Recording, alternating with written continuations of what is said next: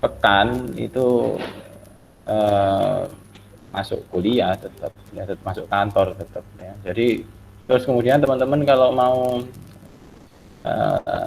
main-main ke kampus silakan saja, nggak masalah, selama tetap kita apa namanya taati ya protokol kesehatan ditetapkan oleh pemerintah itu ya. Silahkan pakai masker, terus kemudian jaga kebersihan ya itu, dan ya jangan diusahakan tidak berkerumun ya, itu jaga jarak lah. Saya nggak tahu konsep jaga jarak itu seperti apa, tapi yang jelas ya kita memang harus sama-sama menjaga ya, setidaknya pola interaksinya agak dirubah sedikit. Oke, uh, itu teman-teman untuk informasi awal terkait dengan perkuliahan kita ke depan. Ya, jadi untuk perkuliahan saya usahakan, tapi saya pastikan perkuliahan kita tidak akan terus-terusan dengan skema seperti ini ya, tatap muka melalui internet gini ya, dalam artian tidak online, tidak menggunakan video conference, karena saya harus mempertimbangkan sampai ada beberapa mata kuliah yang diikuti yang tentunya juga ada yang mensyaratkan telekonferensi, dan kalau semua sesi perkuliahan saya telekonferensi kan bisa ya sakno pulsa sampai ya sakno ya beban itu namanya, beban kuota internetnya saya kasihan. Saya nggak tahu masih dapat jaminan kuota internet dari pemerintah belum sampean. Kalau saya sudah dari November yang lalu sudah nggak dapat ya. Sudah enggak, Pak? Ada yang masih sudah enggak ya, banyak yang Tahu tidak ternyata. Padahal soalnya kabarnya dari kementerian masih diberi kan ya, masih diberi diperpanjang dan sebagainya, tapi kenyataannya bahkan saya sejak dari November yang lalu nggak dapat ya, sudah diputus, sudah artian sudah nggak mendapatkan jatah ya, itu. Oke, saya kita masuk ke sesi perkuliahan ya, kita masuk ke sesi perkuliahan teman-teman, kita masuk ke sesi materi perkuliahan untuk semester ini. Kalau kita bicara materi perkuliahan untuk semester ini, kita akan menyelenggarakan perkuliahan kita selama 16 kali tatap muka, 16 kali pertemuan, baik secara daring maupun secara online maupun secara offline ya. Semoga ya pertengahan semester sudah bisa offline. Kemudian akan ada penugasan, akan ada ujian ya, seperti biasa ya, ada penugasan, ada ujian, karena poin penilaian itu didasarkan pada kehadiran, pada keaktifan, pada kemauan ya, dan keseriusan untuk mengerjakan tugas dan menyelesaikan proses evaluasi akhir perkuliahan, baik melalui proses UTS, ujian tengah semester, maupun proses UAS, ujian akhir semester. Jadi nanti teman-teman silahkan, kalau terkait dengan penilaian, instrumen penilaiannya tidak saya rubah, tetap sesuai dengan koridor yang sudah ditetapkan oleh universitas. Kalaupun nanti ada bahasanya gini ya, saya tidak terlalu kaku untuk penilaian, yang jadi rambu-rambu syarat utama untuk lulus mata kuliah saya adalah jujur dan kreatif. Yang pertama adalah bohong. Jujur itu dalam perspektif integritas. Jujur itu menjunjung tinggi nilai-nilai sportivitas dan humanitas. Sportivitas itu artinya ya nilai-nilai apa ya? Kalau kita ngomong fastabikul khairat, nah, saling berlomba untuk mencapai yang terbaik, itu harus dijunjung tinggi. Dan nilai-nilai humanitas kemanusiaan, artinya bahwa orang hidup itu yang paling utama itu ya iso ngergani awake kalau iso ngergani lingkungannya. Ya, kalau perspektif jujur itu harus seperti itu. Jadi ya, bagi saya teman-teman, terutama kalau ada penugasan, kalau ada ujian, tolonglah itu dikerjakan dengan standar moral yang tinggi, standar sportivitas tadi ya, fastabikul khairat tadi itu yang benar. sehingga nantinya itu berdampak pada kualitas kita, kualitas sampean sendiri sebagai individu maupun kualitas kita sebagai sebuah jamaah, sebagai sebuah komunitas. Nah, ini perlu penting teman-teman saya ingatkan. Kenapa? Karena ketika sampean kuliah hukum, maka adalah kalau ujung-ujungnya orang kuliah hukum itu akan terkait dengan tanggung jawab menegakkan hukum, tanggung jawab membela keadilan bahasanya, tanggung jawab memperjuangkan keadilan, memperjuangkan nilai-nilai kemanusiaan. Kalau sarjana hukum, kalau mahasiswa hukum di dalam dirinya sudah tidak ada integritas, tidak ada kejujuran, tidak ada pembelaan terhadap nilai-nilai kebaikan dan semangat untuk menjadi yang terbaik, maka pada siapa lagi terus kemudian hukum dan keadilan itu akan diharapkan untuk tegak.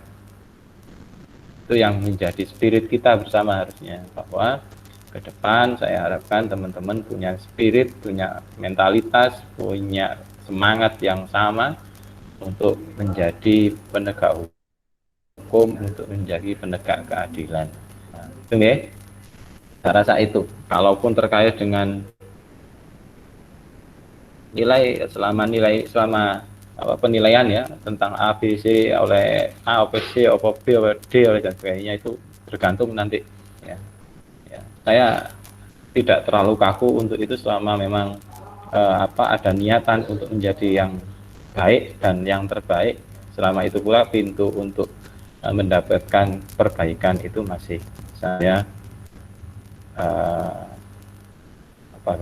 masih saya mungkinkan ya, gitu. Saya share screen dulu ya teman-teman. Oke. Saya share screen dulu materinya. Bisa dilihat teman-teman materinya? Halo? Bisa Pak. Bisa Pak. Bisa Pak. Selama 16 kali pertemuan ini nanti kita materinya tidak akan jauh dari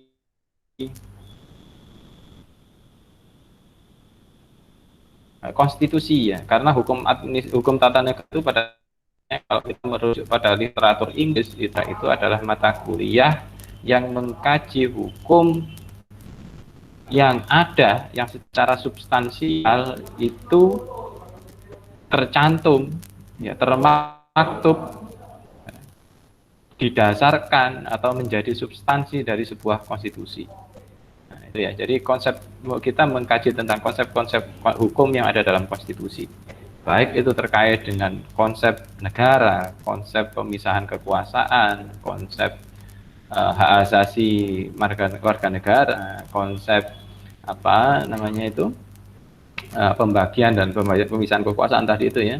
Terus kemudian konsep kedaulatan, contohnya konsep demokrasi, ya. Terus kemudian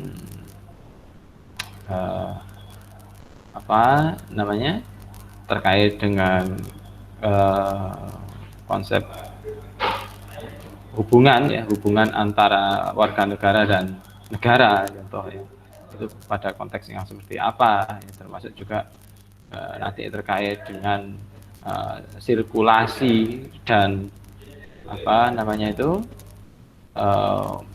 sirkulasi dan sirkulasi kekuasaan ya, sirkulasi kekuasaan negara ya, itu nanti akan kita bahas dalam hukum tata negara, atau yang lebih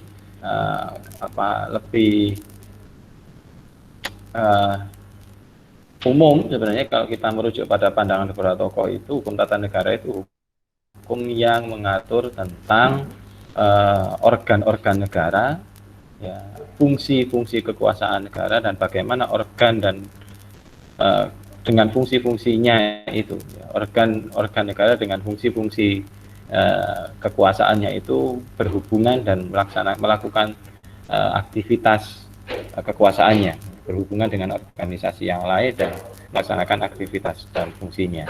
Kita akan mengkaji itu semua, sehingga terus kemudian nantinya dalam perkuliahan ini kita akan mengkaji tentang hakikat konstitusi itu apa, konsep negara dan negara hukum itu apa, terus kemudian kita mengkaji tentang aspek yang penting hari ini yang menjadi perbincangan hangat terkait dengan demokrasi, oligarki, ya, dan beberapa konsep-konsep bentuk sistem pemerintahan yang lain. Kemudian kita juga akan membahas tentang sistem pemilihan umum, contoh sistem pemilihan umum, ya, termasuk terkait dengan sistem pemilihan presiden, ya, terus sistem pemilihan kepala daerah dan sebagainya. Nah, terus kemudian kita juga akan membahas tentang konteks peradilan, ya, atau sarana perlindungan hukum, ya, peradilan konstitusi tentunya. Dalam hal ini kita akan membahas tentang ruang lingkup kewenangan, terus kemudian model dan mekanisme yang berjalan di dalamnya, serta judicial review, ya, judicial review. Jadi secara khusus kita akan bahas tentang judicial review dan pilihan-pilihan penafsiran konstitusi, ya, dalam peradilan konstitusi. Jadi itu yang akan kita bahas secara garis besar, ya. Nanti itu lama karena hukum tata negara itu ada hal yang sifat baku yang harus disampaikan terkait dengan struktur, teori-teori tentang struktur negara, organisasi dan fungsi kekuasaan, pembagian dan sebagainya tadi. Juga ada isu-isu kontemporer yang harus kita sikapi. Okay? Isu kontemporer yang harus kita sikapi bersama, atau yang harus kita kaji juga. Oke. Saya rasa itu untuk selayang pandangnya, teman-teman. Maaf, saya batuk. Keselak bawa uang itu nih. Kemudian untuk tatap muka pertama ini sebenarnya sekedar ya, untuk menegaskan saja, ya, untuk menegaskan bagaimana jalannya perkuliahan ke depan. Kalaupun terkait materi ini, ya, ini terkait dengan penugasan, ya, nanti ada tugas kelompok dan tugas individu. Kemarin saya diprotes sama teman-teman, salah satu anggota kelas, ya, saya nggak harus menyebut orangnya. Pak, kalau ngasih tugas mbok, ya jangan kelompokan, karena kalau kelompokan itu nanti bisa memunculkan ketidakadilan, Pak. Kok bisa gitu? Ya, kadang-kala kan dalam kelompok itu ada yang kerjanya lebih keras, ada yang cuman ongkang-ongkang kaki, nggak melok-melok opo-opo, tapi oleh biji. Kan nggak enak, Pak, kalau nilainya disamakan. Kemudian saya jawab, ya, dinamika dalam kelompok, ono sing aktif, ono sing pasif, itu bagian dari dinamika yang harusnya diselesaikan oleh kelompok. Dosen tidak bisa dong terus kemudian menilai satu persatu personal di dalam kelompok itu. Yang bisa dilakukan dosen adalah produk dari hasil pekerjaan kelompok. Maka yang bisa saya nilai nantinya adalah hasil pekerjaan kelompok. Kalaupun hasil pekerjaan kelompok itu bagus dan dilakukan secara kolektif oleh anggota kelompok, ya maka sudah selayaknya itu akan saya nilai baik. Itu juga sebaliknya, kalaupun ada yang bagus terus kemudian hanya 1 orang atau 2 orang dari 4 orang mungkin di dalam kelompok itu yang mengerjakan, ya tetap yang 2 orang yang lain yang mungkin dalam tanda kutip tidak dianggap berkeringat untuk menghasilkan produk penugasan kelompok tadi itu secara baik, ya tetap akan saya nilai dengan cara yang baik. Kalaupun bahasanya, loh Pak, dia kan nggak ikut bekerja, saya sendiri nggak dikasih pekerjaan, nggak mau kerja loh. Kalau nggak mau kerja, ya jangan dicantumkan dalam list anggota kelompok dong. Ya, keluarkan saja kalau memang seperti itu. Itu kan bagian dari dinamika yang harus Anda kelola sendiri, ya, teman-teman. Gitu nggih, harus disepakati gitu, sehingga terus kemudian kita punya kesamaan. Jadi kalau nanti ada yang memprotes saya terkait dengan itu jawabannya. Jadi kalau ada anggota kelompok yang nggak aktif, tapi terus kemudian sampean protes, kok bijine padha kaya aku sing aktif, ya salah sing ngelebokno anggota itu menjadi bagian dari anggota kelompok. Saya rasa itu silahkan nanti disikapi secara cerdas, secara bijak. Karena apa? Penugasan kelompok itu sebenarnya bagian dari proses sampean berorganisasi. Beda kan kalau sampean diberi tugas individual dikerjakno dhewe, ya kan. Kalau itu kan tanggung jawabnya ke pribadi sampean, tapi kalau tugas kelompok itu tanggung jawab bagaimana kita menghargai teman, bagaimana kita bisa melatih diri kita di antara teman-teman bekerja sama dengan orang. Di situ nanti kita akan apa anunya, poin pentingnya dari tugas kelompok, dari berkelompok itu, ya, sehingga terus kemudian tidak bisa saya menghilangkan tugas kelompok ini, karena saya juga ingin melatih teman-teman untuk saling bekerja sama, saling berkreasi bersama. Sekali lagi saya tegaskan ya, bahwa penilaian saya itu bukan hanya sekedar aspek hasil yang terlihat itu api opo enggak, tapi saya menilai pada aspek kreativitas sampai ya, itu sebenarnya saya nilai. Makanya terus kemudian teman-teman, hargailah diri kita, hargailah diri Anda sekalian dengan tidak melakukan plagiasi, untuk tidak melakukan apa bahasanya ya, copy paste karya orang. Kalau saya sudah menemukan adanya copy paste plagiasi karya orang dalam karya sampean, maka jangan harapkan adanya jangan berharap untuk lulus bahasanya. Secara otomatis akan saya coret. Ya, itu penegasan saya. Saya lebih menghargai Anda yang perannya itu so-so ya, biasa-biasa saja, tapi itu muncul dari kreativitas ide kekerasan sendiri. Itu lebih saya hormati daripada karya yang terlihat baik tapi itu duplikasi dari milik orang atau mengambil karya orang.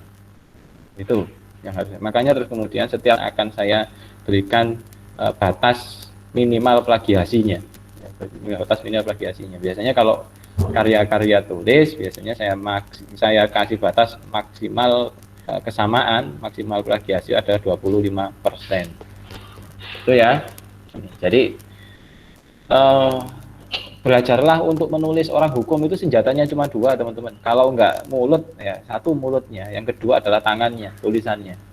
Kalau sampai tidak mahir berbicara seperti Mario Teguh, seperti advokat kayak Refli Harun, seperti apa namanya, siapa lagi pengacara yang kondang itu, Hotman Paris contohnya, maka Anda harus punya kemampuan untuk menulis dengan baik.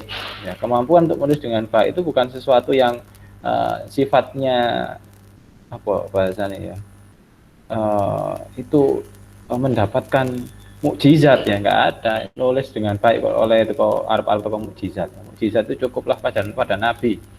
Ya, itu harus dilatih, itu harus diusahakan untuk ada. Kalau sampai nggak pernah nulis ya jangan berharap tulisannya baik.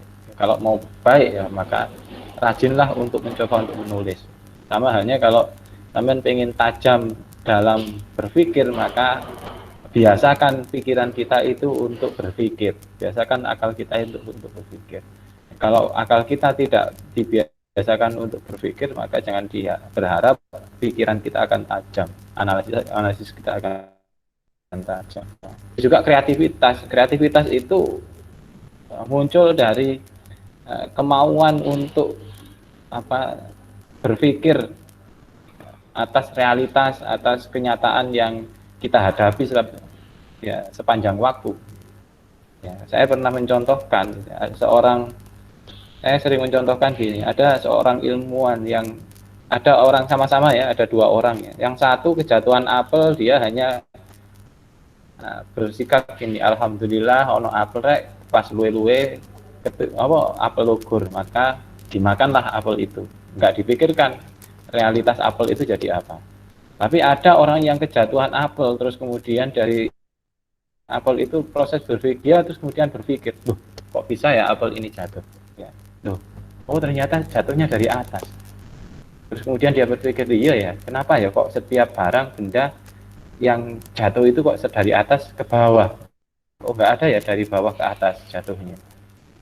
Kata jatuh itu, down itu kok mesti ke bawah, nggak ada down itu ke atas. Kalau ke atas itu namanya up. Kenapa demikian? Terus kemudian muncullah teori gravitasi. Ya. Ya. ada orang yang terus kemudian kejatuhan apel tadi itu ya, kejatuhan apel itu ujung-ujungnya hanya kenyang. Yang satunya kejatuhan apel ujung-ujungnya lahirlah teori gravitasi. Apa yang membedakan keduanya adalah kreativitas dalam berpikir. Yang membedakan keduanya adalah kemauan untuk berpikir di luar di luar kebiasaan, mencoba untuk memeras otaknya, memaksimalkan apa yang ada dalam pikirannya untuk mencari kebenaran yang baru bahasanya. Nah, selama kita mau untuk mencoba kreatif seperti itu, maka yakinlah kita akan menjadi pribadi yang kreatif yang akan ya memimpin peradaban ini. Bahasanya gini ya, Nadiem Makarim itu menjadi seperti ini ya karena dia melihat ya, fenomena yang ada itu dalam perspektif yang tidak biasa. Fenomena biasa kan, ada orang gojek terus kemudian oleh tumpangan, kita kan mesti sakno kayak itu tuh kan, kita akan cuman berpikir sakno ya gitu. Tapi terus kemudian seorang yang kreatif seperti Nadiem Makarim, dia akan berpikir bahwa oh ya, kenapa ya kok dia tukang ojek itu kok kesulitan cari mangsa, cari pasien ya kok. Oh berarti kenapa, kemungkinannya karena ini. Nah, ketika dia melakukan proses berpikir itulah ya lahirlah Gojek kan gitu kan. Ya, begitu juga yang lain ya, ada Halo Dokter, terus kemudian muncul lagi banyak yang sekarang ini kita bicara tentang contoh-contoh sukses itu adalah mereka yang tidak mau berhenti pada yang terlihat, tidak mau melihat sesuatu itu secara apa adanya. Melihat sesuatu itu pasti ada hal-hal tertentu. Kenapa? Karena Allah itu sebenarnya dalam Al-Quran sudah menjelaskan, Rabbana ma khalaqta hadza batila subhanaka faqina adzabannar. Sesungguhnya Allah itu menciptakan semuanya itu enggak sia-sia. Ketika daun diturunkan ya, ketika ada apel jatuh, itu bukan sesuatu yang Allah itu menjatuhkan apel itu secara ya biasa ya, bukan. Itu ada sesuatu yang luar biasa sehingga kemudian apel itu jatuh ke sampeyan contohnya. Nah, bagi orang yang melihat itu sebagai ya biasa aja, Gusti Allah ini ngelakoni nek lo ketukon itu udah menyisar ya, maka dia nggak akan mendapatkan apapun. Tapi orang yang melihat itu sebagai sesuatu yang Allah itu punya maksud di dalamnya, Allah itu menciptakan itu pasti punya tujuan di dalamnya, maka dia akan berpikir tentang apa ya tujuannya Allah itu, apa maksudnya Allah itu ya. Terus kemudian bagaimana kita harus bersikap. Nah, orang-orang yang semacam ini yang akan memimpin peradaban, orang-orang yang semacam ini yang nantinya akan sukses hidupnya. Nah, semoga teman-teman sekalian bagian dari orang-orang yang semacam ini. Makanya saya akan menghargai kalau sampean lebih kreativitas tiap dari Anda semua, ketimbang dari sesuatu yang terlihat baik padahal miskin kreativitas, malah itu produk dari mencuri kreativitas orang lain. Saya rasa itu ya. Kemudian kembali lagi ke sini ya, ada tugas kelompok, ada tugas individual. Kalau tugas individual seperti tadi itu ya, tugas kelompoknya ini nanti, tapi jangan dikerjakan dulu ya, walaupun nanti saya bagikan slide ini karena nanti akan saya pertimbangkan untuk dilihat kondisional nanti seperti apa penugasannya, apakah tetap dengan ini atau terus kemudian saya harus berubah. Saya masuk ke pengertian hukum tata negara itu. Kalau kita bicara tentang peristilahan, ada banyak peristilahan teman-teman. Istilah hukum tata negara itu ya karena itu bahasa Indonesia ya, hanya ada di Indonesia ya. Hukum tata negara itu istilahnya orang Indonesia. Kalau istilah Belandanya hukum tata negara itu Staatsrecht in Rechtspraak atau hukum negara dalam pengertian yang luas. Kalau dalam bahasa kepustakaan Inggris ya, di Inggris sana ya, hukum tata negara itu istilahnya adalah constitutional law ya, bukan state law ya. State law ya. State atau hukum negara bukan ya, tapi constitutional law. Constitutional law itu artinya hukum yang mengkaji tentang isi, substansi dan makna konstitusi. Ya. Sedangkan state law ini adalah hukum tentang negara secara luas. Nah, ini biasanya kalau yang state law ini termasuk di dalamnya ilmu negara itu masuk ke state law. Kalau kita hukum tata negara itu lebih ke kajian tentang konstitusi dari sebuah negara. Kalau state law ini hukum tentang negara ini kajiannya lebih luas ya, tidak hanya pada suatu negara tertentu, tapi terkait dengan ilmu tentang negara, hukum tentang negara ya secara lebih luas ya, yang lepas dari konteks negara tertentu. Kemudian ada kepustakaan Prancis. Di kepustakaan Prancis itu hukum tata negara dikenal dengan istilah droit constitutionnel. Kemudian di kepustakaan Jerman ada Verfassungsrecht. Nah, artinya sama, beda istilah saja ya, karena memang setiap negara punya istilahnya sendiri. Kalau Jepang mungkin punya istilah sendiri, ya. Kemudian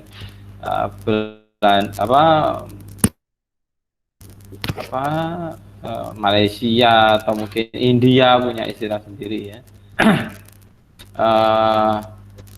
Kemudian, nah kalau di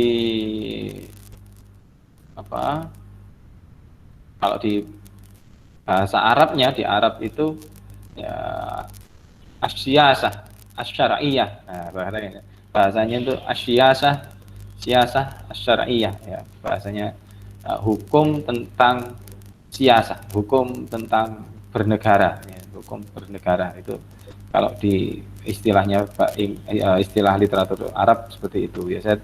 Saya ingat tadi itu yang digunakan oleh teman-teman IAIN atau teman-teman UIN itu bahasanya menggunakan istilah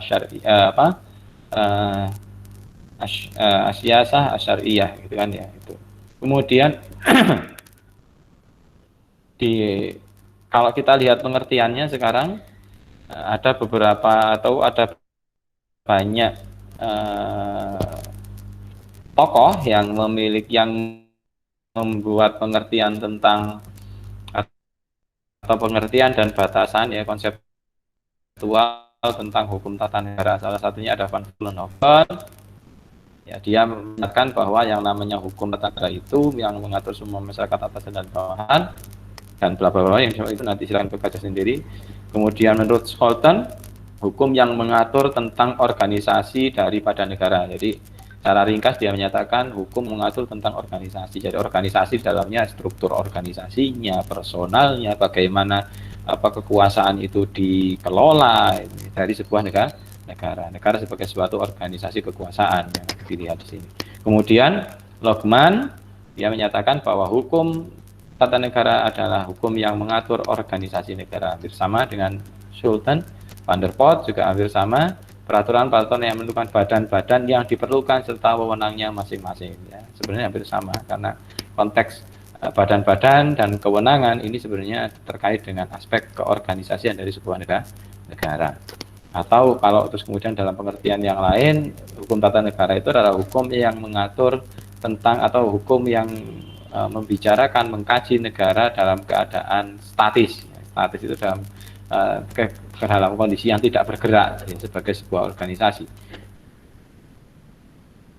Sedangkan kalau hukum yang mengatur atau yang mengkaji tentang negara yang dalam keadaan bergerak atau dalam keadaan dinamis itu hukum administrasi. Ya, baik itu terkait dengan cara bekerjanya, mekanisme formil untuk berjalannya sebuah hukum dalam negara dalam kondisi yang dinamis atau berjalan.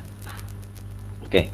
Kemudian menurut Wade and Phillips ini lebih spesifik, dia menyatakan bahwa hukum tata negara itu hukum yang mengatur tentang aturan-aturan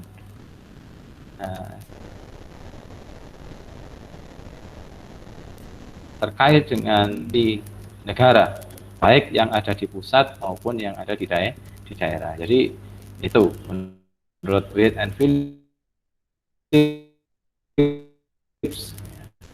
Terus kemudian ini orang ya literatur di Inggris, Anglo-Saxon, dia mengatakan semacam kita bicara hukum tata negara ya tentang segala aturan pengaturan ya, bentuk-bentuk pengaturan yang terkait dengan struktur kekuasaan maupun fungsi-fungsinya ya, struktur kekuasaan dan fungsi-fungsi pemerintahan baik di tingkat pusat maupun di daerah. Terus kemudian bagaimana hubungan hubungan antara organ-organ itu dengan organ-organ pemerintahan yang lain, serta bagaimana apa namanya mereka menjalankan fungsi-fungsinya ya, terkait dengan tugas-tugas negaranya, ya, tugas-tugas kekuasaannya.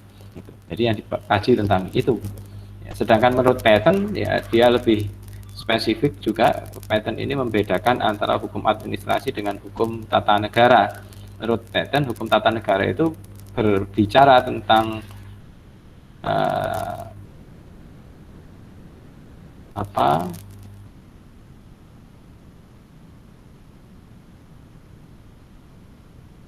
pembagian kekuasaan negara, ya, fungsi ya. Jadi kalau bicara hukum negara itu bicara tentang konsep kekuasaan negara, konsep pembagian kekuasaan negara, ya, dan organ-organ kekuasaan negara serta fungsi-fungsinya, ya.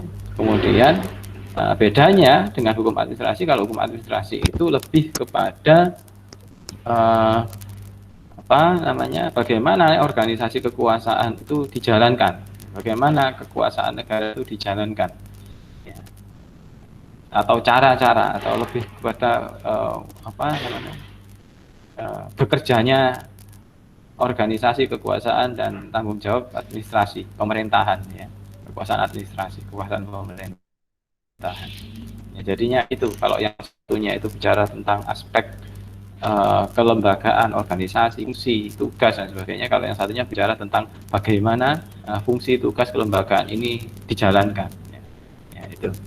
Kemudian itu untuk pengertian, ya teman-teman. Kalau dalam konteks kalau kita lihat di literatur Indonesia ada Profesor Kusumadi Pujosewoyo, ya almarhum, dia menyatakan bahwa hukum tata negara itu adalah sekumpulan peraturan-peraturan hukum yang mengatur tentang, ya, organisasi daripada negara, ya, hubungan antar alat perlengkapan negara dalam garis vertikal dan horizontal. Garis vertikal itu artinya antar kekuasaan setara, ya, setara, ya, atau dalam garis yang dalam positioning atau dalam hierarki yang sama.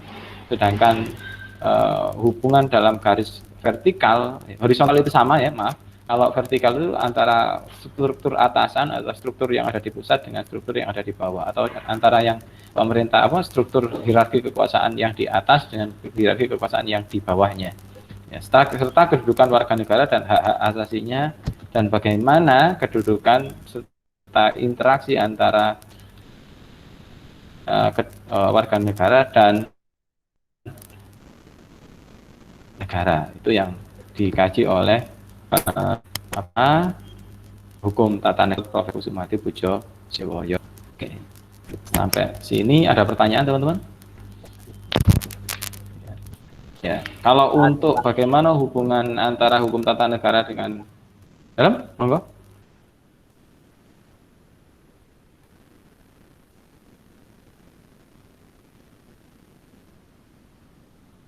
Silakan. Kalau nggak ada, saya lanjutkan.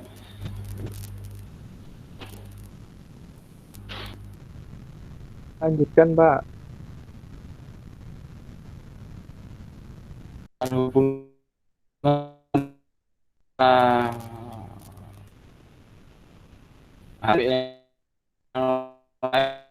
pada dalam hati ada hukum administrasi. Ya, ini. Jadi TN itu punya hukum administrasi.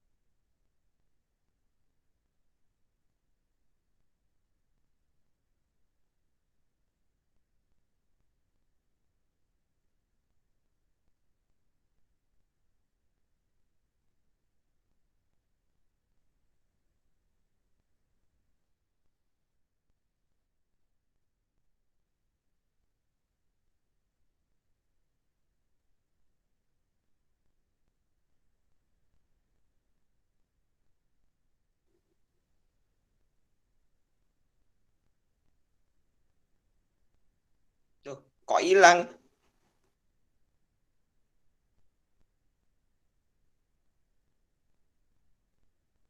Keluar sendiri, Pak.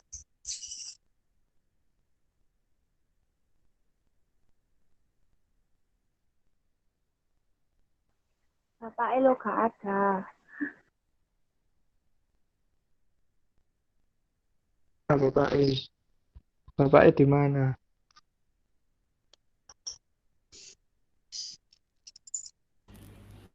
Halo? Halo? Halo, Pak. Halo, halo. Siap. Halo Pak. Halo? Pak, Halo, halo, Pak. Siap, Pak. Halo. Oke. Halo Maaf, putus Pak. ya. Ya. Putus Iya, ya? Pak. Iya Pak, Putus, Barusan. Pak. Pak. Ya, putus. Iya. Ya. Pertanyaan saya, apa HTN itu apa HTN? Apa namanya ilmu pendidikan kewarganegaraan diajarkan semester ini ya? Baru semester ini ya? Iya ya. Nah, pendidikan kewarganegaraan itu kalau sebenarnya kesepakatan kita kami ya di prodi hukum itu kita di prodi hukum Umsida tidak ada yang namanya ilmu negara. Kenapa kok di prodi hukum Umsida nggak ada ilmu negara? Karena kita anggap ilmu negara itu mata kuliah ilmu negara itu bisa dititipkan materinya di pendidikan keluarga negaraan. Sehingga untuk materi-materi yang sifatnya dasar yang harusnya disampaikan di ilmu negara itu teman-teman bisa mengakses itu di pendidikan kewarganegaraan. Ya, harusnya pendidikan kewarganegaraan itu di semester 1 sih sebenarnya. Kenapa? Karena setelah teman-teman mendapatkan pengantar tentang beberapa aspek kajian tentang negara yang disampaikan di pendidikan kewarganegaraan, ya setidaknya dari situ teman-teman punya bekal untuk masuk ke hukum tata negara. Tapi nggak masalah nanti, makanya tolong saya dikonfirmasi apa yang sudah disampaikan di pendidikan kewarganegaraan agar tidak bertabrakan, atau kalaupun memang materinya sama atau ada penjelasan yang sama, nanti silakan dikonfirmasi bahasanya kok didiskusikan ya apa yang sudah disampaikan oleh dosen di pendidikan kewarganegaraan ya tentang beberapa materi, mungkin ya ada tentang negara dan sebagainya, terus kemudian barangkali ada yang menarik untuk kita diskusikan karena agak berbeda dengan apa yang saya jelaskan, silakan nanti dikonfirmasi, kita diskusikan di forum kita gitu ya teman-teman ya, biar sama-sama enak gitu ya. Kemudian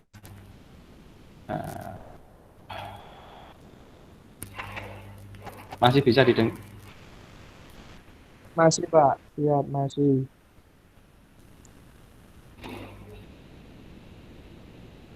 Halo? Halo, Pak. Oke. Halo, Pak.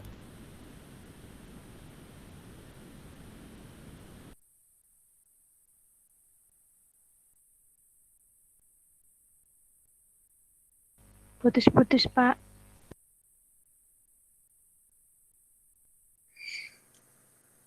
jaringannya mungkin, Pak.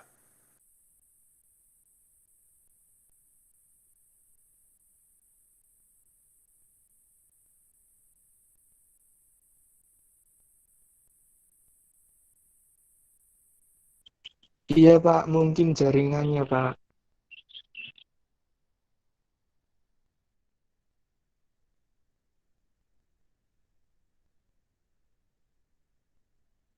Pak. Halo, Pak. Tuh.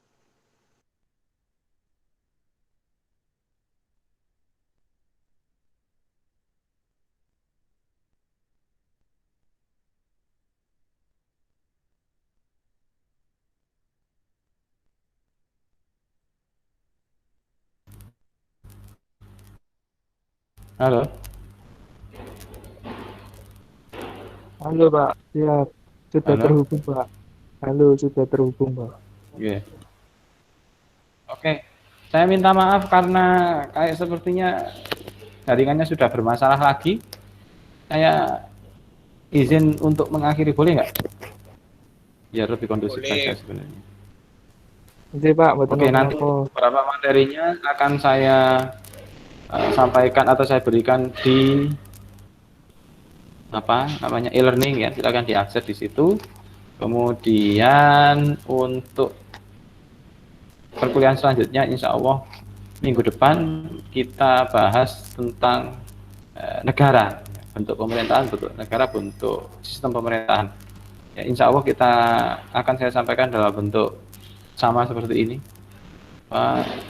E-learning, bukan apa ini namanya sini. Akan saya sampaikan dalam bentuk video mungkin, insya Allah akan saya sampaikan dalam bentuk video.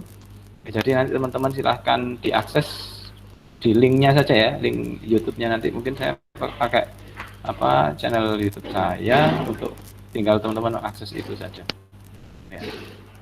Dan tidak saya publish kok, ya bahasanya ya diakses untuk internal mahasiswa yang ikut mata kuliah hukum tata negara saja. Saya rasa itu. Gitu nggih, teman-teman. Saya minta maaf sekali lagi kalau ada permasalahan jaringan timbul tenggelam, putus nyambung kayak judul lagu ya. Nggih, Pak, Oke. mboten napa-napa. Ya Pak, Mbak enggak apa-apa. Lucilia Azhar, ada Guntur Permana Putra, ada Mbak Luciana sambil jualan kopi. Ya, semoga dagangannya laris, rezekinya banyak, semuanya lah. Ya. Kalau untuk Amin ya Allah. Amin. Oke,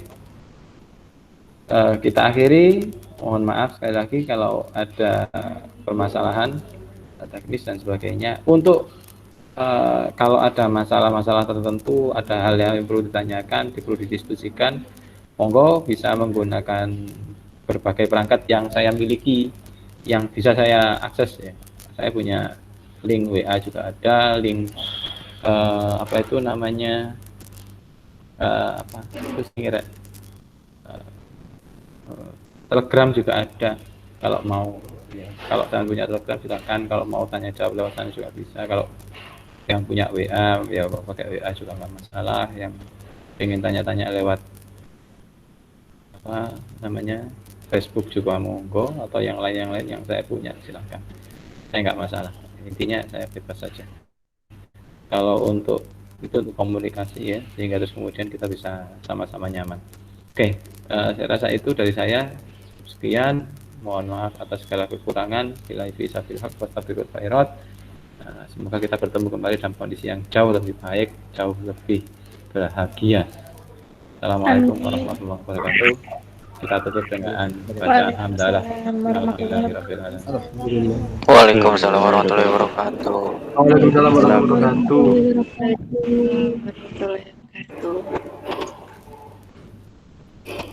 Bagi yang mau undur diri, monggo.